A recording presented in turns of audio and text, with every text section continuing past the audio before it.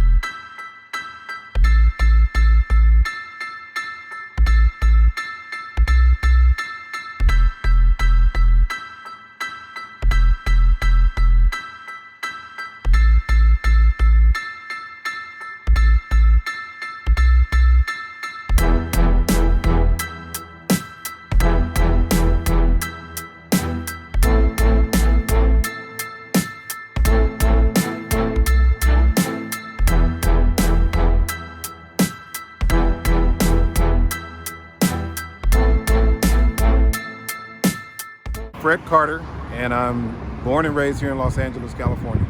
I've been in the pressure washing industry almost 4 years now. I got into the pressure washing business to fulfill a need once I early retired from my job.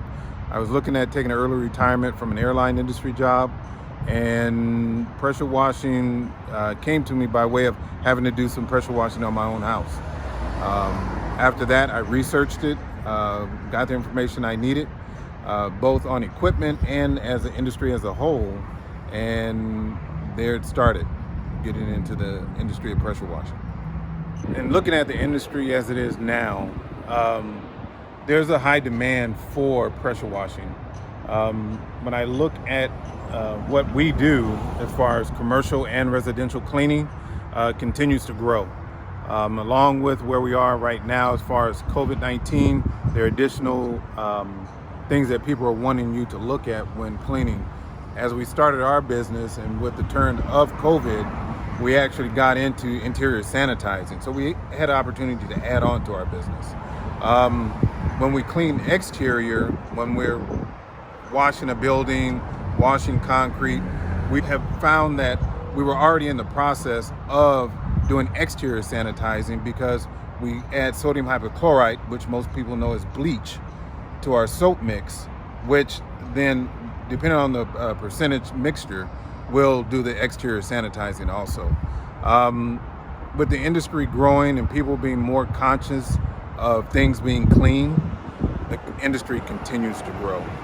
There are other things that come to us by way of technology that they're creating as far as that clean better, as far as soaps and different chemicals. And there's so many things that we can do now that go beyond just what the concept of pressure washing is, where you're just spraying down water to clean a spot. When COVID hit, we had to find a way to pivot our business to stay afloat. When everything starts shutting down, the phone stopped ringing, and it turns out we were already in the perfect position as far as a cleaning company to get into sanitizing. So we took classes and got certified on able to apply the sanitizing agents. We purchased backpack and handheld sprayers, ULV sprayers, and there's one other sprayer that we have that is a little different than the rest of them, but we're able to go in, apply, and come out and let it sit, and the area is considered sanitized. We've been doing a few jobs with that. It's kept us afloat.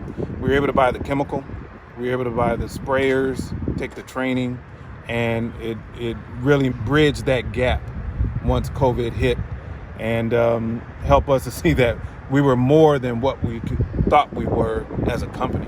So thinking about the business, and one of the most difficult things for me with the business, I would say, is the marketing. When it comes down to marketing, you have to know your customer. You have to look at the different ways you can get your message out. You have to look at your branding and how you're branded. If it is the right branding that goes towards what you are doing. And then there's so many people out there that want your business as a marketer, so I get phone calls and emails, and sometimes it gets so frustrating, it makes me standoffish about it. And sometimes I know I've missed some opportunities to get our message out. But when it comes down to looking at things, and I've paid more attention to our branding, so therefore we're recognizable when we go into a neighborhood. Until I get that right formula for our marketing and get the flow that we need for customers, right now it's the branding that's doing it for us. People see us and recognize us. As far as going into start talking about things that we really enjoy doing, or I enjoy doing, simply the work itself, the pressure washing work. And my wife hates me when I say this, but it's relaxing. When you get into something, you're seeing it from beginning to finish. You have a definite outcome, a positive outcome to the work that you're doing, and you're beautifying things. You're helping people, whether it's the end user as far as that hires us to clean something, people that are coming around the area and notice that there's a difference and a positive difference. And then an area that I'm really dying to get into is having employees and providing a livelihood for someone else. So those things are the positives about what I'm doing. So I'm gonna introduce you to our bread and butter, the bones of what we do is the pressure washer here. What I have is a 3,000 PSI, 8 gallon a minute pressure washer, where I can also provide hot water. We have a heater on here. When we use this, I usually don't go above 200 degrees, and most common at 150 when cleaning. So with this is the engine for it, Honda GX690. This is the pump for the water. There's an onboard generator, so it powers energy back to the battery, and also runs another piece of equipment that we have on here. The engine here is a gas engine, and our heater, it runs on diesel fuel. We have a placeholder for the different tips that we use for cleaning. So those are the placeholders? Yes, these are the placeholders for our different tips, from 40 degree down to a 0 degree high pressure, and then a 65 degree soap applicator.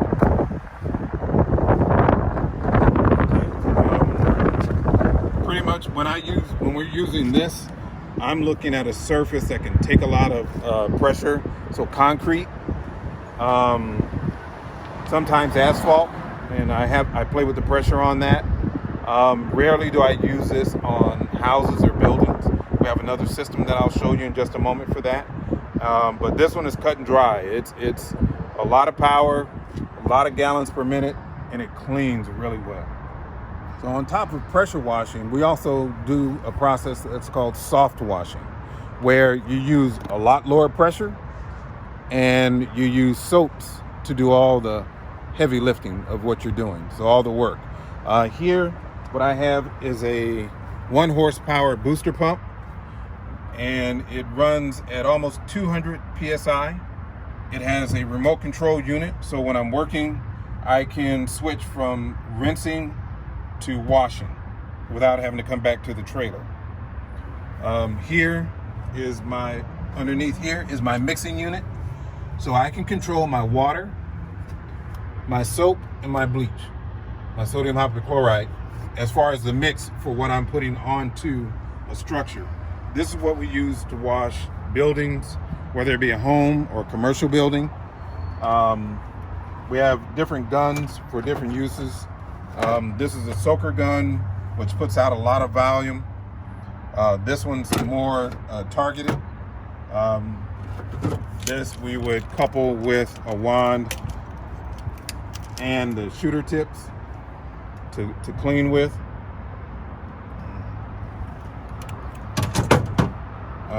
In addition to that, with a bit of a custom piece for this unit, is I designed a soap manifold. So I have 5 different chemicals from here that I can use. I have a tank here and 4 more tanks underneath. So I have a house wash. I have 2 house wash chemicals here. I have a neutralizing agent for bleach.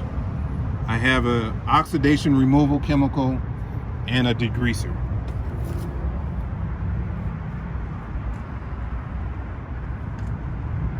So all I would have to do is turn on the soap that I wanted to use. Then in here, I can control how much of it I'm using by turning the valve. So my detergent there. And then at that point, I hook up the wash hose to it. And this one runs on my generator that's on the other side. Okay. And once we get that going, it makes life so much easier in cleaning. In addition to that, where I started, this was an upgrade for me. I initially started out with a 12-volt pump with an accumulator. And this will do what this one does, but at a much lighter volume. So it doesn't put out as much water. It doesn't shoot up as high on a building. And I found that as we were growing with the size of projects we were getting, I needed to go to the bigger unit. So I keep this one now because there's going to be those jobs that are much smaller, and this would just be overkill for it. So I keep this, and then in addition to that, I can also use this to transfer chemicals out of containers into the tanks. So what is an accumulator? What is the function of that? What is that? So the accumulator, when the pump is on, it's just on. So when it goes through the accumulator, when I'm on the trigger to wash, it keeps it cycling. When I come off, it gives back pressure and turns off the pump. So the pump doesn't just keep running. Got it. I bet you guys didn't know pressure washing was so technical and advanced, did you? What we do, we carry 2 tanks. They're both 200 gallon. One is fresh water. That's the fresh water over there. Okay. And then this second tank is our recovery tank. So here in California, EPA rules that you have to recover your wastewater. Whether you're washing your own or you have someone hired to do it. If you are reported and cited for it, those tickets go for tens of thousands of dollars. So, and if I'm the one washing and you're my customer and I'm not doing this, they fine both of us. So I protect my customer by having the right equipment to do it. Moving more into the recycling, this is our recovery unit. It's a Hydrotech vacuum unit that filters our water. So there's a basket here that takes out the large sediment. We have 2 more filters here, and there's one inside the tank. So what I could actually do is, even though I'm holding in that tank, I can open up and recycle that water back through my pressure washer because I've filtered it out. so I can continue to use it, Recycle. which means there's less water use. Gotcha. Recycle. It's pretty much a recycler. Yes. Okay. These are our hoses. This is our high pressure hose that we wash with the big pressure washer up front. This hose here, we hook up to the property where we are washing, and this is an inlet hose. This is a garden hose where it puts water in our tank. And then this is our soft wash hose that goes to the booster pump, and this is 250 feet, 200 feet, and 100 feet of hose. So we generally can reach the whole property when we pull out all the hose. There's no problem there. Okay. This tank here is our sodium hypochlorite, which is bleach, 50-gallon tank. Right now we're almost had a full tank. We had a job day before yesterday that we used it on. We probably have one tomorrow, so we have plenty to get that work done. Our water tank, we have simply that. It's our water. Our pressure washer consumes at such a high rate that we need a standing or accumulated water in between the source, because if not, it would pull more water than the source puts out, and it would run the pressure washer dry and possibly burn the pump. So this is a buffer tank, and it also has drop sticks in it that supply water to the booster pump. So this unit here is what we call a surface cleaner.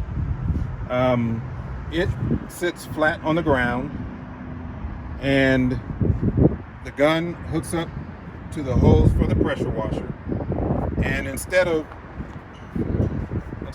the small area that this will clean as in each pass, this cleans at a 20-inch wide path.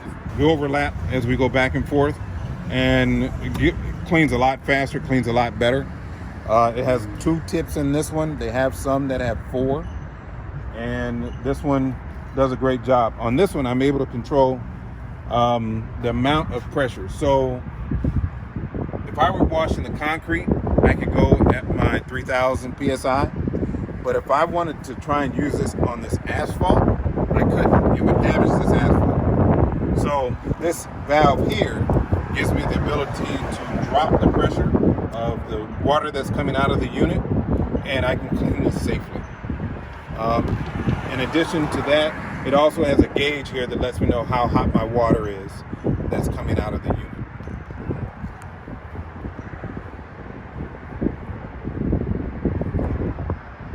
So here is one of our ladders.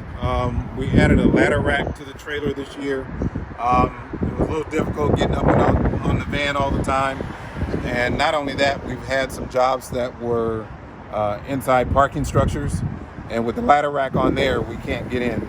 By moving the ladder here, it gave us access to be able to get in and out. And it's a lot easier to put the ladder on and take it off the trailer than it is for the van. In addition to what you see here, we also do exterior window washing. We use a water-fed pole system, which is water that's purified through, for us, it's a RO filter, a deionized filter, and we can extend our pole up 40 feet. So we can clean multiple stories on a building. We also do gutter cleaning from the ground. We have a vacuum system where we plug into our generator, and we carbon fiber poles, and that one for us will go up to 4 stories. So we can clean gutters up 4 stories with that one. Nice thing about it is it also has a camera, so that way we can inspect at the same time, so we make sure that we get everything. Let me think, what else do we do? Gutters, windows, buildings, wash. That's the pretty much the gist of it, of what we take care of with our company. So we talked about gutter cleaning earlier. We do that with a industrial sized vacuum cleaner. It has 3 motors in it, so that way when we go up high, it has enough power to pull the debris out of the gutter. And then here next to it, the pole with the scrub pad on it, that's what we use for commercial and residential window cleaning. The water fed pole reaches up 40 feet, so we can do multiple stories and be on the ground. It's safer for us and also great for the homeowner because it takes the worry about if somebody gets hurt on their property. You know, on the subject of being in business, I have a few words for young guys that are out there that either you don't like the work that you're doing, you have other ideas about being out there doing something that fulfills you. I know that I was at the airlines for 30 years, okay? And I stayed there out of necessity, feeding my family, benefits, and keeping that going. Doing this, just the sheer freedom of owning the business and making my schedule, seeing my customers, it puts a whole different spin on what work is. If you have, and let me back up. If you're thinking about getting into business, do what you have to do for the moment to keep feeding yourself, but stay on track. Find what you need, find the information you need. My wife thought I was crazy when I found this because I'd pop up in the middle of the night, pick up my iPad, and I'd look up the information that was floating around in my mind, and I'd go back to sleep. But you keep looking for what it takes to fulfill that goal. Make sure you get all the right information. There are free resources out there. The Small Business Administration has a Small Business Development Center here in Los Angeles that is sponsored by El Camino College. I went to plenty of their classes, getting my business set up, trying to get the right structure, making sure that I'm looking at things and my perspective was right of what I'm trying to do. All those things are available. There's money out there. You can go out there and find the money and keep it going. I mean, just make sure that you're pursuing it in the right way. You don't want to mess up and fall down on your taxes. So make sure you have good bookkeeping. There are a lot of apps out there to help you keep up, not only with your bookkeeping, but your customers and keeping your relationship with your customers. You want to make sure that you stay in contact with them and find a source of work. Marketing, big thing. If I had to go back and change anything, I think I would have put, so much more into marketing than I did before even starting the business and getting those ducks in a row, because that's where your money comes from. That's where your customer flow comes from, and you don't have those highs and lows as you're moving forward, and it kills a lot of frustration. You're not frustrated because this week is slow and next week is busy. You know, you stay consistent. It gives you also a better avenue for growth. I'm at that point now, turning the corner where we want to hire people to get out and do the work side of it, where we turn around and go after the customers. And it's all great, and every turn there's something new, and it does not get boring for me. I've noticed some people look at me when I'm out cleaning, and I've even had people, I've been at some big companies, and they're looking at what's going on, and they ask me, there's a truck sitting over there with a guy in it. Is that your boss? No, I'm the owner. And that's a funny look on people's face because I'm out cleaning.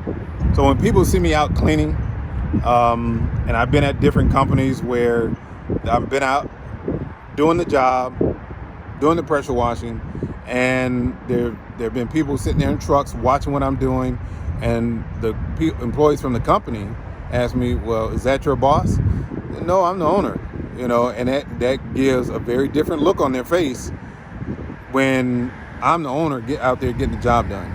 And it's real satisfying getting the job done, and dealing with those people from that company that understand that, okay, this is a business.